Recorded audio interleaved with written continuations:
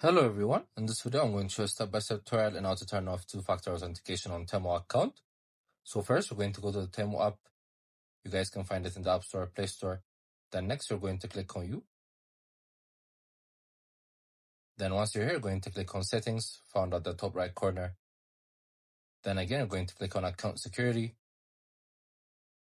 So once you scroll downwards, as you can see, two-factor authentication is turned on. So you're going to click on Turn Off.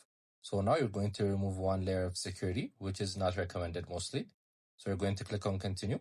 So now we've turned off two-factor authentication.